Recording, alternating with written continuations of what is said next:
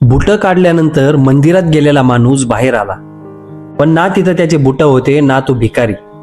मग दोष नेमका कोणाचा, देवाचा की भिकारीचा? कधीतरी तुम्ही विचार केला असेल, आपल्या या जगात कोणी प्रचंड श्रीमंत आणि कोणी खूपच गरीब, असं का? तर चला एक छोटीशी कहाणी ऐकूया. एकदा एक श्रीमंत माणूस बुटांच्या शोरूम मध्ये गेला आणि त्याने 10,000 किमतीचे बुटं घेतले. ते महागडे बुटं घालून तो घरी आला. तेव्हा घरच्यांनी त्याला सांगितलं, आज तर तुम्हाला मंदिरात जायचं होतं ना, देवाचं दर्शन घ्यायला. तो लगेच कारने मंदिरात गेला. मंदिरांच्या पायऱ्याजवळ आला आणि त्याने तिथं बुटं काढले.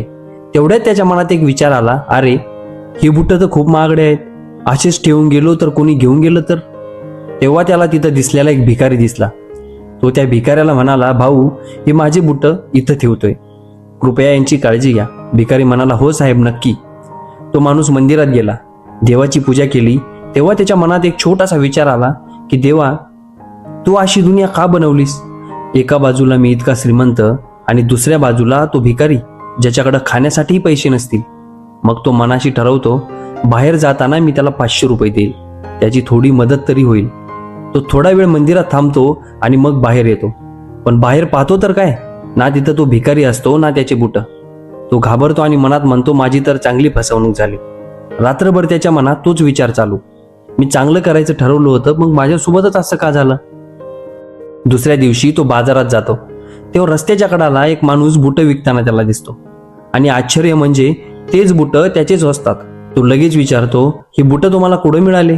दुकानदार म्हणतो, काल एक भिकारी आला, त्याने हे बुटं मला विकले आणि मी त्याच्या बदल्यात त्याला 500 रुपये दिले.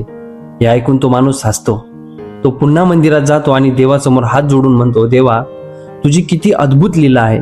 तू त्या भिकाऱ्याला 500 रुपये द्यायचेच होते, तर तू हा मार्ग निवडलास. पण त्या भिकाऱ्याने स्वतःचं आयुष्य बदलायचं ठरवलं नाही.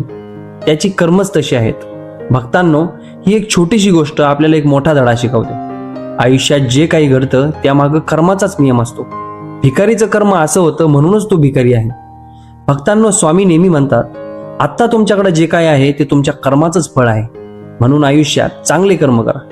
अशाच कथा ऐकण्यासाठी चॅनलला सबस्क्राईब करा, जेणेकरून रोज सकाळी 8 वाजता तुम्हाला छान कथा ऐकायला भेटतील. श्री स्वामी समर्थ.